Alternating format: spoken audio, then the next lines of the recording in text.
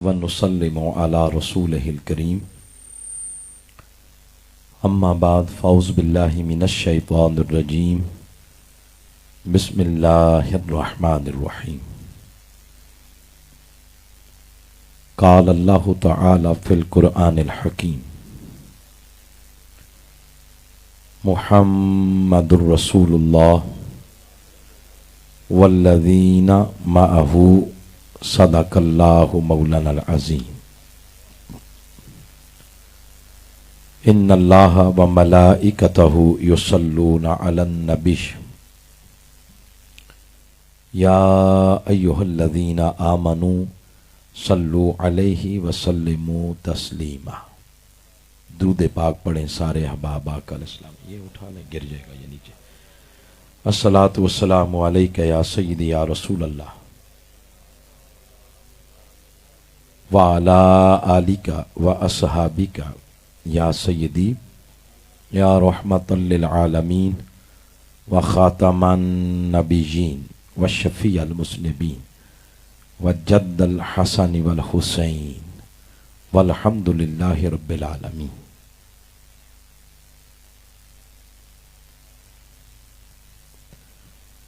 Programme میں تشریف فرما جملہ معزز علماء کرام، معزز قائدین تحریک منہاج القرآن، بالخصوص محترم وسیم ہمایوں چودھری صاحب، ضلع صدر تحریک منہاج القرآن ضلع منڈی بہاؤالدین، محترم سیف اللہ تارڑ صاحب، سینئر قائد تحریک منہاج القرآن منڈی بہاؤالدین، جملہ منتظمین بالخصوص حافظ محمد حسین صاحب، قاری اعجاز احمد سلطانی صاحب، اور بالخصوص برادر مکرم جناب غضنفر شاہی صاحب، اور تحریک منہاج القرآن ڈھوک نواں لوگ، اس کے جملہ قائدین، دور و نزدیک سے تشریف لائے ہوئے جملہ معزز مہمانان ذی وقار، بزرگوں، نوجوان ساتھیوں، عزیز بچوں، اور پردے میں بیٹھ کر اس پروگرام کو سننے والی قابل تکریم بہنیں اور جملہ حاضرین، آج الحمدللہ توفیق الہی سے میلاد النبی صلی اللہ علیہ وآلہ وسلم کی پرنور بابرکت گھڑیوں میں تحریک منہاج القرآن ڈھوک نواں لوگ کے زیر اہتمام اس جگہ پہ رات کے اس پہر ہم سب کو حضور اسلام کا ذکر سننے کی اللہ تعالیٰ نے توفیق عطا فرمائی۔ جتنے لوگ آقا علیہ الصلوۃ والسلام کے عشق و محبت کی کیفیات دلوں میں لے کر اس وقت جاگ رہے ہیں، اللہ آپ کو کئی راتیں مدینہ پاک شہر کی نصیب فرمائے۔ اس رات کے صدقے اللہ اس زندگی کے بعد والی جو زندگی ہے، قبر والی زندگی، حشر والی زندگی، اس میں حضور علیہ الصلوۃ والسلام کی نظر عنایت عطا فرمائے۔ مجھ سے قبل آپ نے شہزاد تحسین مدنی صاحب سے آقا علیہ الصلوۃ والسلام کی مدح سرائی سنی، بہت ایک خوبصورت انداز میں انہوں نے پڑھا ہے۔ تو اب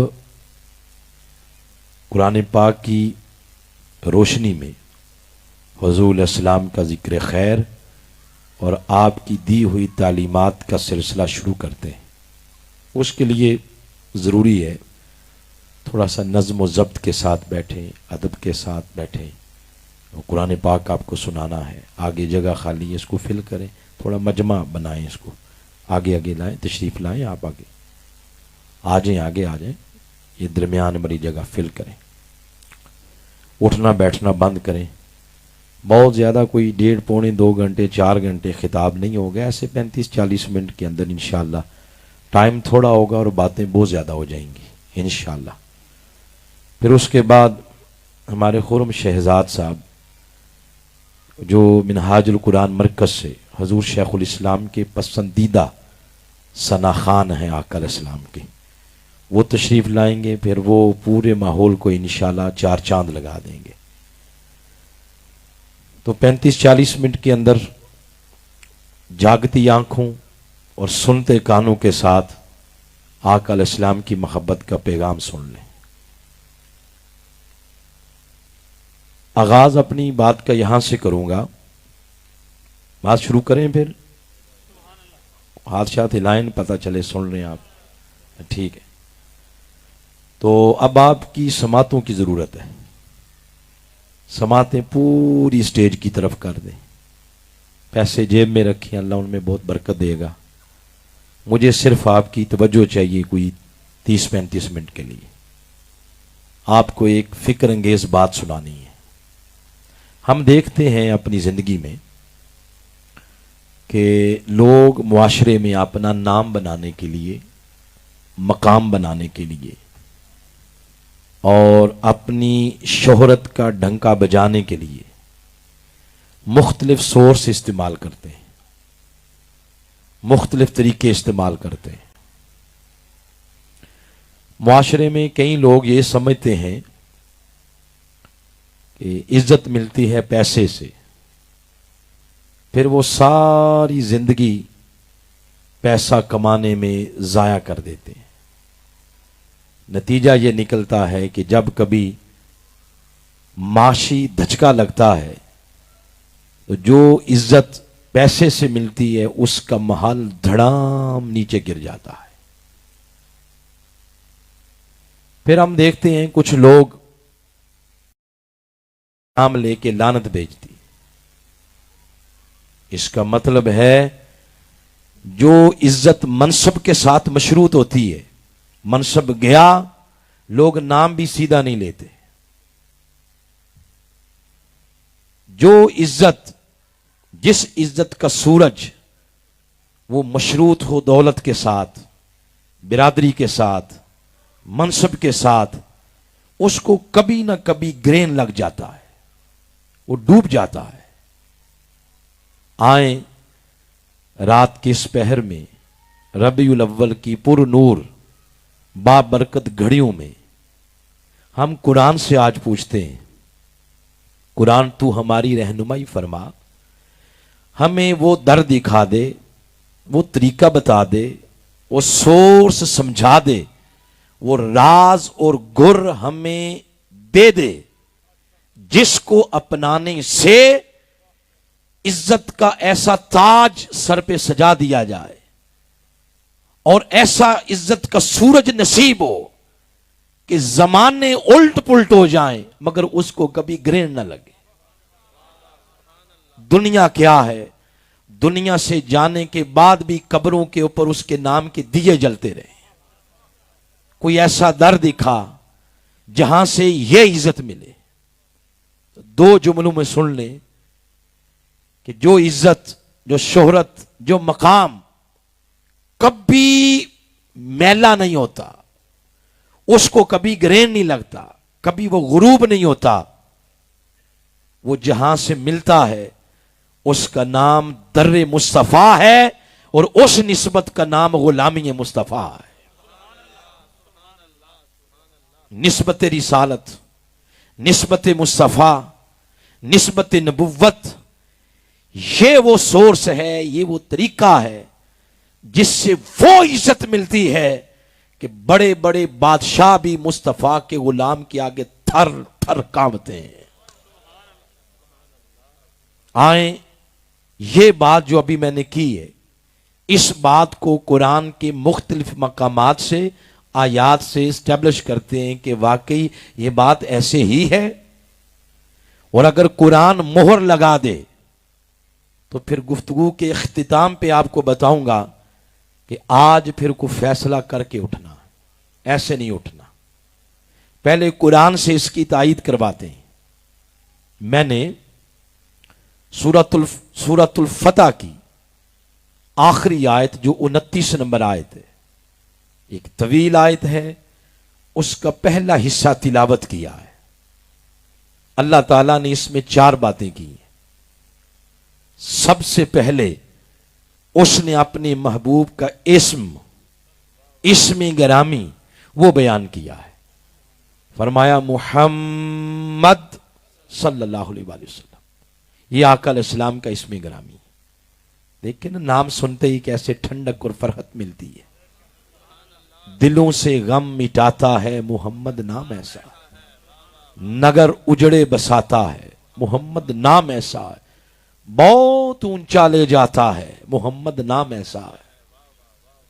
آپ کے اسم گرامی کے بعد آپ کی سب سے بڑی شان، جس کا نام ہے شان رسالت، اس کا ذکر کیا گیا ہے. اگر آپ سے کوئی پوچھے حضور کی سب سے بڑی شان کا نام کیا ہے، تو آقا کی سب سے بڑی شان کا نام ہے کہ آپ اللہ کے رسول ہیں. دو چیزیں ہو گئی. تیسرے نمبر پر حضور علیہ السلام کی نسبت رسالت کا ذکر ہے.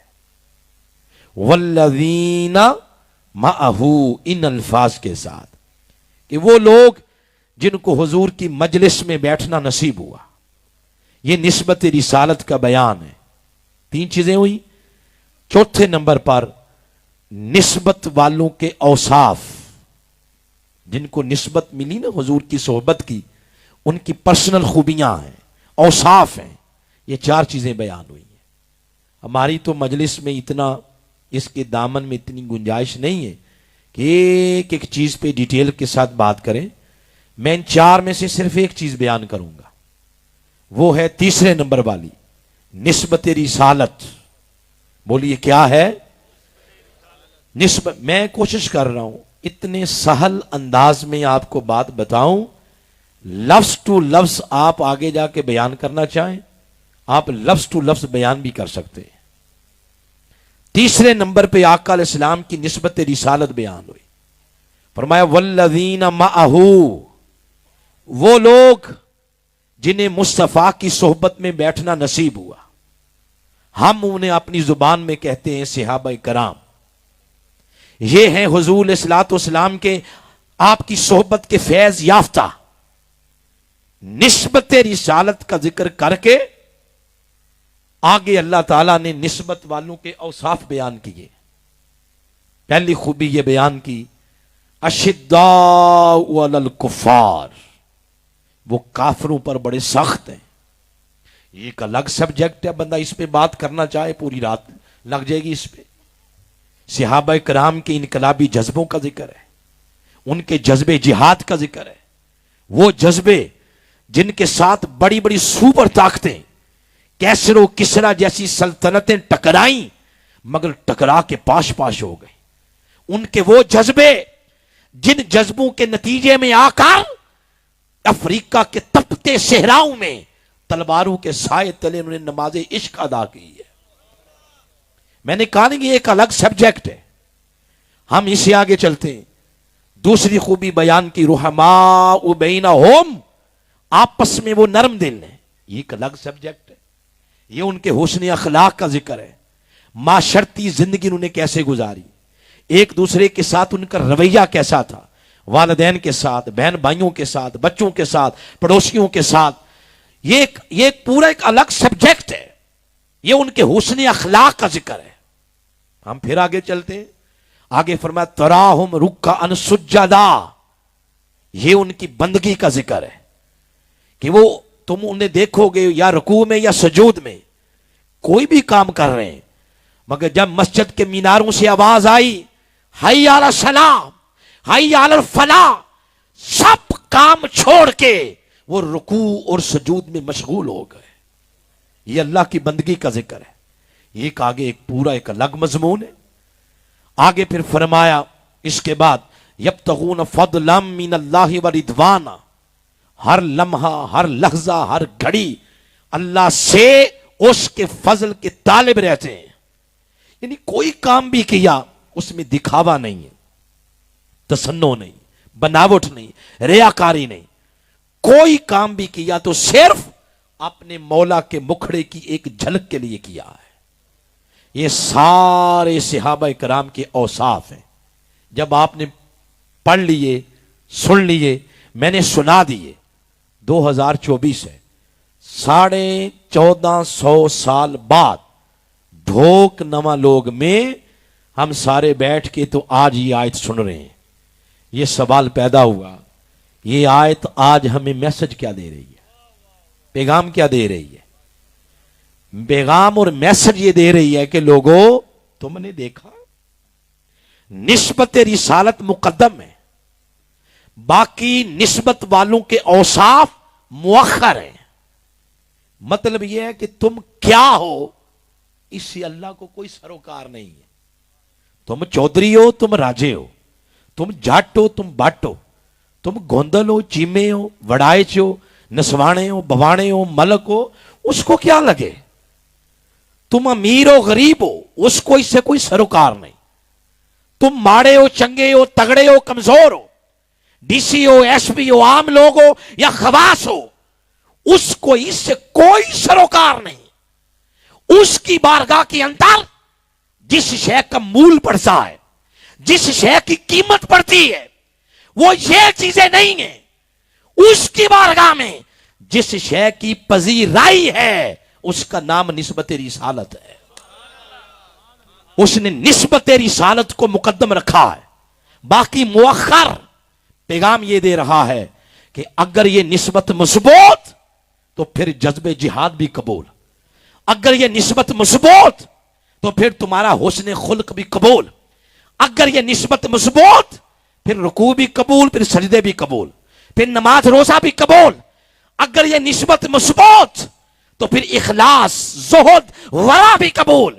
لیکن اگر اس نسبت میں دراڑ آ گئی، اس میں کمی آ گئی، اس میں کمی رہ گئی، اس میں کمزوری رہ گئی، اس کو تم نے پس پشت ڈال دیا، باقی چیزوں کو تم نے ترجیحات میں شامل کیا، اگر مصطفیٰ کی نسبت کمزور رہ گئی، پھر جذب جہاد بھی رد، پھر رکوع بھی رد، سجدے رد، نماز روزہ رد، اخلاص رد، تقوی رد، زہد رد.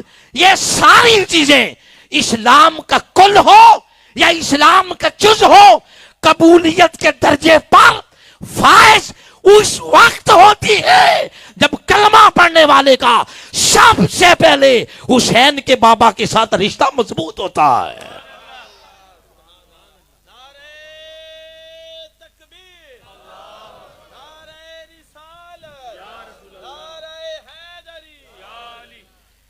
یہ وہ نسبت ہے، نسبت رسالت، جو آپ کے کل اعمال صالحہ کو اللہ کی بارگاہ میں قبولیت کے درجے پر فائز کرواتی ہے.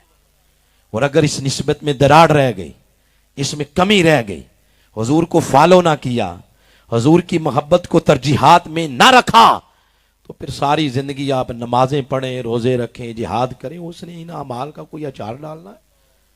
ان سارے اعمال کو قبولیت کے درجے پر جو شے فائز کرتی ہے اس کا نام نسبت رسالت ہے. اب آئیں، ایک آیت ابھی سنائی ہے، ایک اور سنا دوں؟ بولے نا؟ اور ایک اور سن لیں، قرآن پاک کا مطالعہ کر لیں. 30 پارے ہیں قرآن کے، 29.5 پارے پہلے ان کو پڑھ لیں. اللہ نے پورے قرآن میں کسی شہر کا نام لے کے قسم نہیں کھائی. روم شہر کا ذکر ہے، مصر کا ذکر ہے، سانا شہر کا ذکر ہے اشارتاً، حلب شہر کا ذکر ہے اشارتاً، ایکا ایک شہر ہے اس کا ذکر ہے. اس نے قسم نہیں کھائی. اس کو کیا لگے قسمیں کھانے کی؟ وہ کو حاجت ماندہ قسموں کا؟ قسمیں ہم کھاتے ہیں. لیکن جب وہ آخری آدھا پارا ہے، اس کی سورہ ہے بلد، پہلی آیت، جب وہ اس میں پہنچا تو اس نے مکہ شہر کی قسم کھائی ہے. فرمایا لا اقسم بہذا البلد، اس شہر مکہ کی قسم. اب لوگ حج کرنے جاتے ہیں، عمرہ کرنے جاتے ہیں مکہ پاک، 95% حاجیوں کو اور عمرہ زائرین کو یہ خبر ہی نہیں کہ مکہ شہر کی اس رب نے قسم کیوں کھائی ہے. 95% دنیا پوری کے حاجی سمجھتے ہیں کہ شاید اس نے قسم کھائی ہے کعبۃ اللہ کی وجہ سے.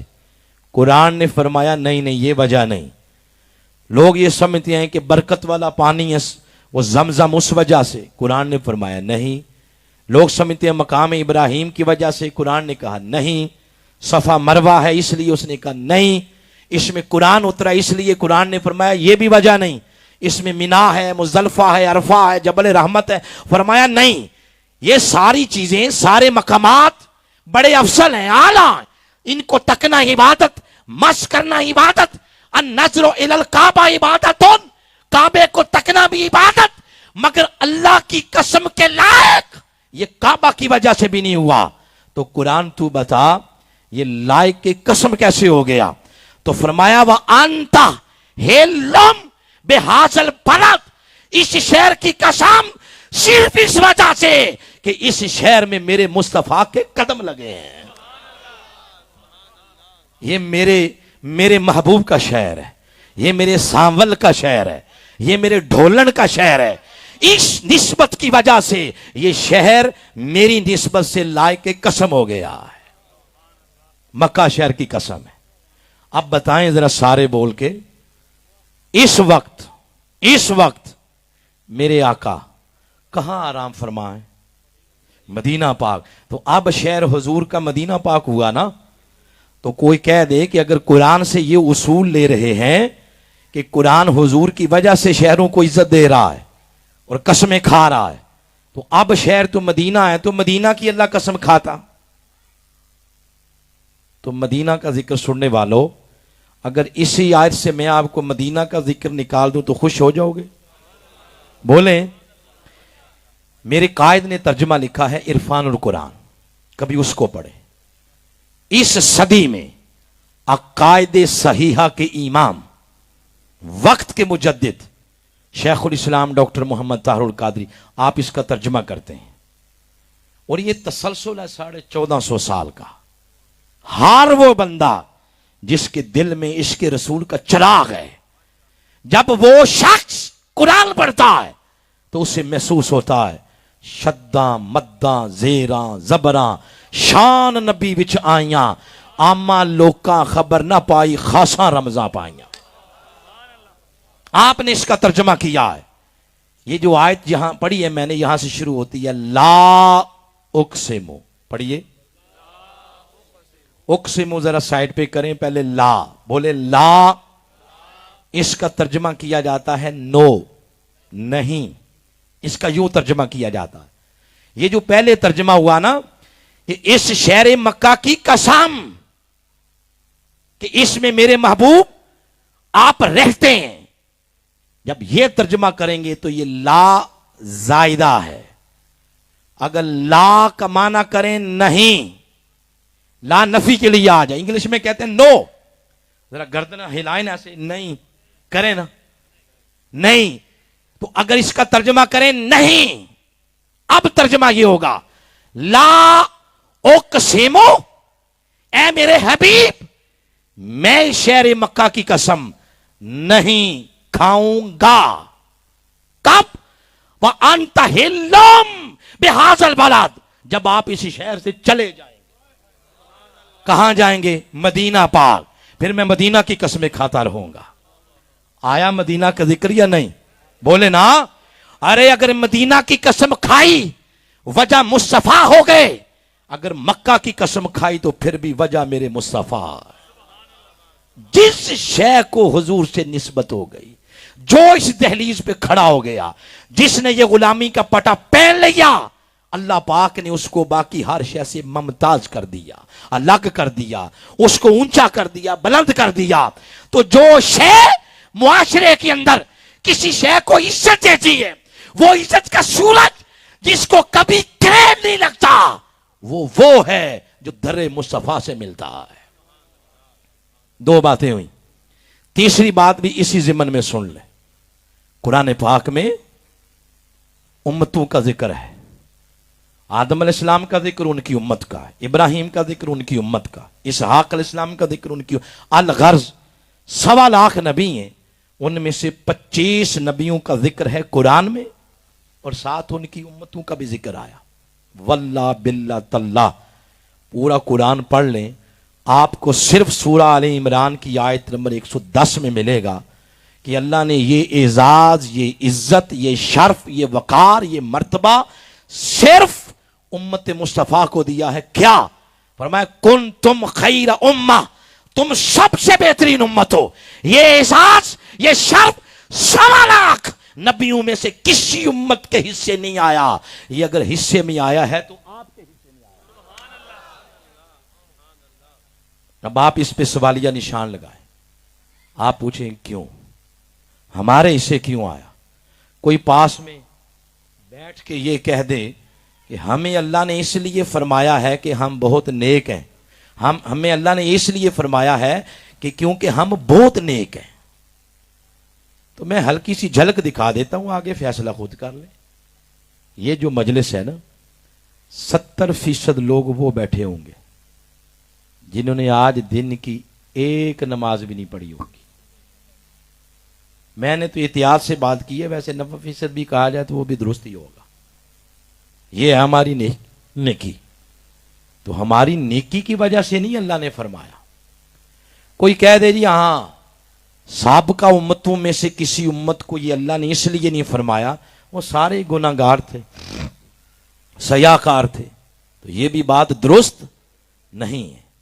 قرآن شاہد ہے، آپ کبھی قرآن پڑھیں، سورہ الکہف پڑھ لیں، 18 نمبر سورہ ہے، سورہ نمل پڑھیں، 27 نمبر سورہ ہے، سورہ بنی اسرائیل پڑھ لیں، اس میں اللہ پاک نے یہ ذکر کیا ہے۔ آپ کو سورۃ الکہف سے سناتا ہوں۔ سورۃ الکہف میں ذکر آیت نمبر 12 سے لے کے 35 تک پورا ایک سبجیکٹ ہے، پورا مضمون ہے، سابقہ امتوں میں سے کسی امت کا۔ نبی پر کچھ لوگ ایمان لے آئے، بادشاہ نے ان کو پکڑ لیا کہ مجھے سجدہ کرو، وہ کھڑے ہو گئے، کھڑے ہو گئے، نے کہا ہم نہیں سجدہ کریں گے۔ اس نے کہا میں تمہارا خدا نہیں ہوں؟ انہوں نے کہا نہیں۔ وہ کہنے لگا تمہارا خدا کون ہے؟ وہ بولے کہتے کالو ربنا رب السماوات والارض، ہمارا خدا صرف وہ ہے جس نے آسمان پیدا کی اور زمینیں پیدا کی۔ ویسے خدا لگتی بات یہ ہے، ہمارے بھی لیڈر اپنے آپ کو خدا ہی سمجھتے ہیں، کہتے نہیں ہیں زبان سے، باقی انداز سارے ان کے وہی ہیں، متکبرانہ۔ اللہ جلد آپ کو ان سے آپ کی جان چھڑائے۔ بات میں عرض کرنے لگا ہوں، پھر بادشاہ نے ان پر ذرا سخت کر دیا شکنجا، رہنا مشکل ہو گیا شہر میں، انہوں نے شہر ہی چھوڑ دیا، پہاڑوں میں چلے گئے چھپ کر عبادت کرنے کے لیے۔ چھپ کے ایک غار میں جو ہی بیٹھے، اللہ نے ان کو بچانا تھا نا ان سے، فَضَرَبْنَا عَلَىٰ آذَانِهِمْ، اللہ نے ان کے کانوں میں تھپکی دے کے وَلَابِثُوا فِي كَهْفِهِمْ 300 سِنِينَ وَازْدَادُوا 9 309 سال کے لیے اللہ نے سلا دیا، موت کی نیند، سو گئے۔ وہ غاری قبر بن گئی، 2 دروازے تھے، ایک مشرق کی طرف کھلتا، ایک مغرب کی طرف۔ ہوا یہ جو ہی سورج چڑھتا، چڑھتے سورج کی روشنی بھی اندر آ جاتی، سورج غروب ہوتا تو غروب ہوتے سورج کی روشنی بھی اندر آ جاتی۔ جوان ساتھیوں، 309 سال اگر سورج کی روشنی پڑتی رہتی، ان کے جسم گل سڑ جانے تھے۔ اللہ کو یہ پسند نہیں تھا کہ ہوں میرے دوست، ہوں میرے ولی، اور قبروں میں گل سڑ جائیں، یہ دوستی تو نہ ہوئی۔ پھر اس نے کیا کیا؟ اس نے اپنے نظام میں چینجنگ کی، نظام شمسی میں۔ فرمایا وَتَرَى الشَّمْسَ إِذَا طَلَعَتْ تَزَاوَرُ عَنْ كَهْفِهِمْ ذَاتَ الْيَمِينِ وَإِذَا غَرَبَتْ تَقْرِضُهُمْ ذَاتَ الشِّمَالِ، فرمایا چڑھتے سورج چڑھتے بھی ان کے غار کے دروازے سے تھوڑا سا دائیں جانب مڑ کے چڑھ، اور غروب ہوتے ہوئے بھی ان کے غار کے دروازے سے تھوڑا سا بائیں جانب مڑ کے غروب ہو، تاکہ کہیں ان کے جسم تیری روشنی سے خراب نہ ہو جائیں۔ اللہ نے سورج کا رستہ ہی بدل دیا۔ یہ لیلا مجنوں کی قصے کہانیوں کی کتاب سے نہیں ہے، یہ کہاں سے سنا رہا ہوں؟ قرآن سے سنا رہا ہوں۔ پھر آگے سنیں، یہ جو سورج چڑھتا ہے نا مشرق سے اور مغرب میں غروب ہوتا ہے، یہ رب کی تقدیر ہے۔ سورہ یاسین کی آیت نمبر 38 کبھی پڑھیں، اس میں فرمایا وَالشَّمْسُ تَجْرِی لِمُسْتَقِرٍّ لَہَا ذَلِکَ تَقْدِیرُ الْعَزِیزِ الْعَلِیمِ، فرمایا یہ سورج کا چڑھنا اور غروب ہونا یہ رب کی تقدیر ہے۔ قربان جائیں، جب اللہ کے ولیوں کا معاملہ آتا ہے، اللہ 309 سال کے لیے اپنی تقدیر کا نظام ہی بدل کے رکھ دیتا ہے۔ اس سے کیا ثابت ہوا؟ یہ اولیاء उम्मत मुस्तफवी की औलिया नहीं है। ये औलिया साबका नबियों में से किसी नबी के उम्मती हैं, मगर इतने बड़े बड़े वली जिस उम्मत के अंदर पाए गए, अल्लाह ने उस उम्मत को भी ये नहीं फरमाया कुंतुम खैरा उम्मा। ये फरमाया तो अल्लाह पाक ने सिर्फ उम्मत मुस्तफवी को इरशाद फरमाया कि तुम सबसे बेहतरीन हो। मोहतरम खुर्रम शहजाद साहब तशरीफ लाए, खुश आमदीद कहते हैं। मैं ये अर्ज कर रहा हूं कि आप देख लें, इतने बड़े बड़े वली जिस उम्मत में पाए गए, अल्लाह ने उस उम्मत को भी ये इरशाद नहीं फरमाया कुंतुम खैरा उम्मा। ये अल्लाह ने अगर फरमाया तो आपको फरमाया, उम्मत मुस्तफ़ा को फरमाया है। तो एक बात तो साबित हो गई कि साबका उम्मतों में भी बड़े बड़े नेक लोग पाए जाते थे। तो ये एक अलग बात है कि ये जो उम्मत है, इस उम्मत में सरकार गौस पाक जैसे वली हैं, ये एक अलग बात है। ताजदार गोलना जैसे लोग हैं, ये एक अलग बात है। हुजूर शेखुल इस्लाम जैसे लोग, हुजूर कुदवतुल औलिया जैसे लोग, हजरत मियाँ मोहम्मद बख्श खड़ी वाले उन जैसे लोग हैं। जहां इतने बड़े बड़े नेक औलिया हैं, तो हम जैसे करोड़ों गुनाहगार भी तो है ना, हम जैसे सयाकार भी हैं। तो बारी तला फिर भी तेरा यही फैसला है कौन तुम खैरा उम्मा, फरमाया फिर भी यही फैसला है। बारी तला क्यों? वो फरमाता है गुनाहगारों, ए सयाकारों, मैं तुम्हारे गुनाहों को देखूं या अपने यार की निस्बत को देखूं। ये जो तुम्हें निस्बत मिल गई, तुम मेरे महबूब की उम्मती हो, इस निस्बत ने तुम्हें 1.25 लाख नबियों की उम्मतों में से सबसे अफजल उम्मत बना दिया है। आप देख लें, जहां भी इज्जत, मकाम, शोहरत नजर आएगा, जिसको कभी सवाल नहीं, जिसको कभी ग्रेड नहीं, वो इज्जत सिर्फ और सिर्फ हुसैन के बाबा मोहम्मद मुस्तफा के दर से मिल रही है। कितनी आयतें हो गई? आ गई जान शिकंजे अंदर, जिमें बेलने विच गन्ना। भाई 3 आयतें हुई हैं, 3 आयत एक और सुन लें, फिर खुरम भाई की नात सुनते हैं। हुजूर शेखुल इस्लाम के ये पसंदीदा नात खां हैं। इंशाल्लाह आप सुनेंगे तो आपको पता चलेगा कि ये जो बात मैंने की है वाकई सच है। अब एक और आयत सुन लें। इसी तरह कुरान पढ़ें आप, तो कुरान पाक में जहां मैंने कहा ना नबियों का जिक्र है, तो वहां उम्मतों का जिक्र है। तो एक और बात है, नबियों का जिक्र साथ उनकी अजवाज का भी जिक्र है। मसलन सूरा बकरा को पढ़ लें, आयत नंबर 29 से एक मजमून शुरू होता है आदम अलैहिस्सलाम का। तो साथ ही 2 आयतें छोड़ के आगे फरमाया या आदम उस्कुन अंता व ज़ौजुकल जन्नह। तो साथ उनकी ज़ौजा का भी जिक्र आ गया। आगे 2-4 सूरतें छोड़ के आगे चलें तो सूरह हूद आती है 11 नंबर, उसकी आयत नंबर 71, 72, 73, इब्राहिम अलैहिस्सलाम का जिक्र। भाई मेरी बात सुने, मुझे छोड़िए मेहरबानी। तो सूरह हूद पढ़ें आप, उसकी आयत नंबर 71, इब्राहिम अलैहिस्सलाम का जिक्र, साथ हजरत सारा का जिक्र है। ये हजरत इब्राहिम अलैहिस्सलाम की पहली ज़ौजा हैं, पहली ज़ौजा, मगर औलाद बाद में मिली। जो इनकी दूसरी ज़ौजा हैं उनको औलाद पहले मिल गई। ये फिर परेशान रहती थी। एक दिन अल्लाह ने जिब्रील को भेजा कि जाओ, जाके सारा को खबर सुनाओ कि मैंने हाजरा को इस्माइल दे दिया है, तो मेरा खजाना को खाली तो नहीं हो गया। मैं उसे इस्माइल दे सकता हूं तो तुम्हें भी बेटा दे सकता हूं। फबश्शरनाहा बे इसहाक, फरमाया जाओ जाके सारा को खबर सुनाओ कि सारा तुम्हें इसहाक जैसे बेटे की आमद की खुशखबरी सुनाता हूं। ये सुन के सारा मुस्कुराई, फदाहिकत, मुस्कुराई।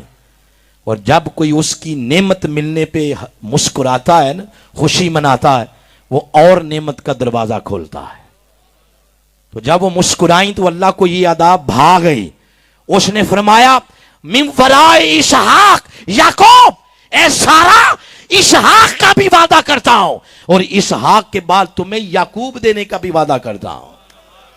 यानी नस्ल रुकेगी नहीं, नस्ल आगे जारी रहेगी। तो ये हजरत सारा का जिक्र है। تھوڑا سا آگے چلیں تو سورہ مریم میں 19 نمبر پہلے رکوع میں 2 میاں بیوی کا ذکر ہے، حضرت زکریا کا، ان کی بیوی کا۔ اسی سورہ میں 2-3 رکوع چھوڑ کے آگے چلیں تو حضرت شعیب کا ذکر، ان کی بیوی کا بھی ذکر، ان کی 2 بیٹیوں کا بھی ذکر جو کنویں پہ بکریوں کو پانی پلانے گئی تھی۔ کچھ آیات کے بعد حضرت موسیٰ کا ذکر، ساتھ ان کی بیوی کا ذکر، جہاں وہ اپنی بیوی کو کہہ رہے تھے کہ یہاں رکو، وہ طور پہ مجھے ایک آگ کا شعلہ نظر آ رہا ہے، میں وہ نہ لے آؤں۔ جب طور پہ گئے وہاں اللہ نے کلام کیا، فرمایا موسیٰ تو ایک مقدس وادی میں آ گیا ہے، جوتے اتار دے، تیرا رب تجھ سے کلام کرنے والا ہے۔ تو وہاں موسیٰ علیہ السلام کا ذکر، ان کی 7 زوجہ کا ذکر ہے۔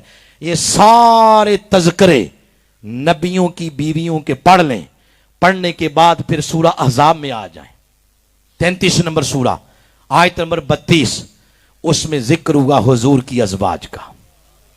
کہنا ہے تو پھر بلند آواز سے کہیں، اگر کہنا ہی تو حضور کی ازواج کا ذکر آیا، کیسے کیا وہ بھی پڑھ لیں، باقی تذکرے بھی پڑھ لیں، اور اندر کے مفتی صاحب سے پوچھ لیں کہ فرق کیا ہے، یہ بتائے گا کہ زمین آسمان کا فرق ہے۔ فرمایا یا نساء النبی لستن کاحد من النساء، اے نبی کی ازواج، اے نبی کی بیویوں، اے نبی کی عورتوں، دنیا کی کوئی عورت تمہارے قدموں کے ساتھ لگنے والی مٹی کے برابر نہیں ہو سکتی۔ یوں ذکر کیا حضور اسلام کی ازواج کا۔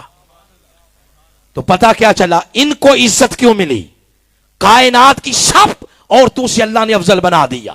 یہ مقام، یہ شہرت، یہ عزت، یہ شرف کا تاج صرف اس لیے ملا کہ انہیں نسبت مل گئی تھی حضور کے نکاح میں آنے کی، حضور کے رشتے زوجیت میں آنے کی۔ تو وہی گفتگو کے ابتدا میں جو باتیں میں نے کہی تھیں کہ جو برادریوں سے عزت ملتی ہے اس کا سورج کبھی نہ کبھی غروب ہو جاتا ہے، جو پیسے سے عزت ملتی ہے اس کو کبھی گرہن لگ جاتا ہے، جو منصب سے عزت ملتی ہے اس کو کبھی زوال آتا ہے، مگر وہ عزت جو در مصطفیٰ سے ملتی ہے، زمانے ادھر کے ادھر بھی ہو جائیں، اس عزت کے سورج کو کبھی گرہن نہیں لگتا۔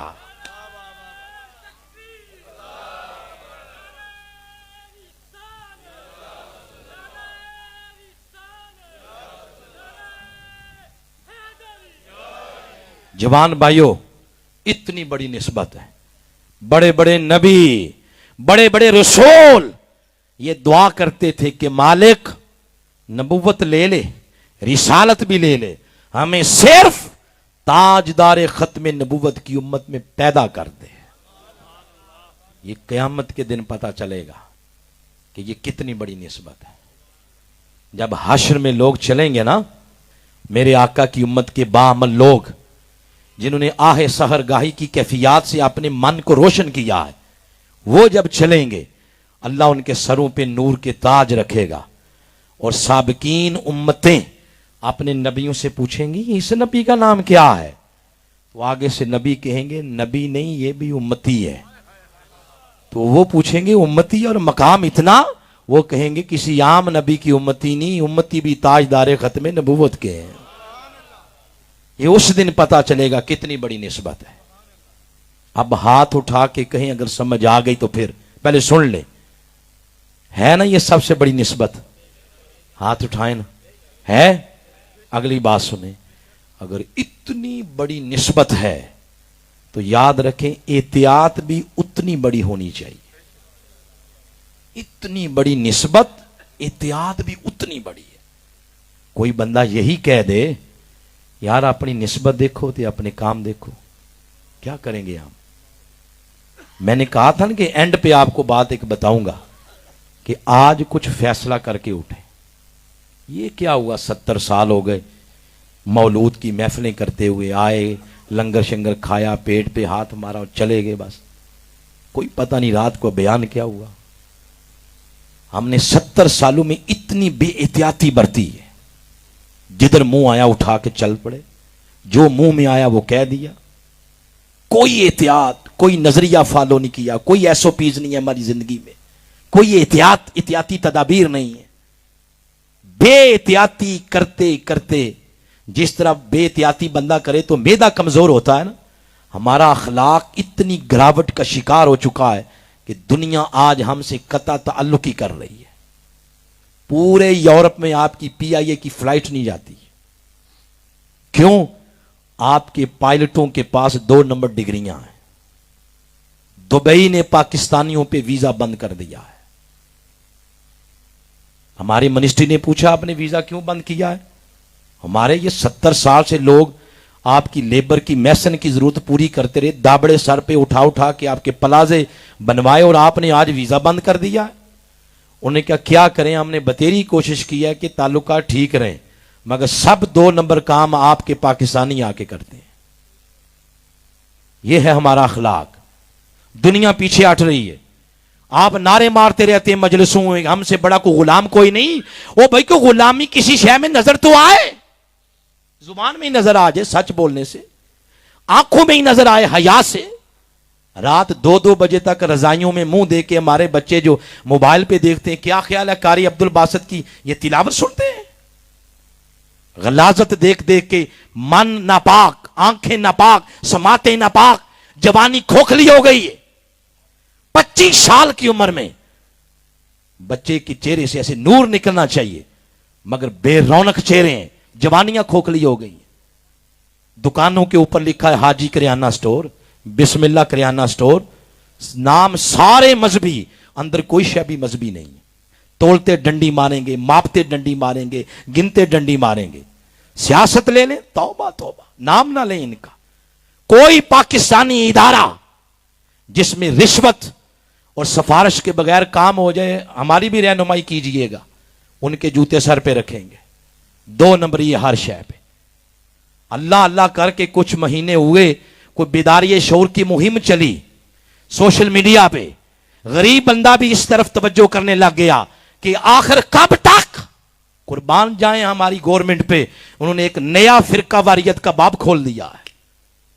कुफर और शिरक के फतवे वो लगाने शुरू कर दिए, सियासी मंजरनामा बदल दिया, कौम की इस तरफ तवज्जो ना जाए। हर शाख पे उल्लू बैठा है, अंजामे गुलिस्तान क्या होगा?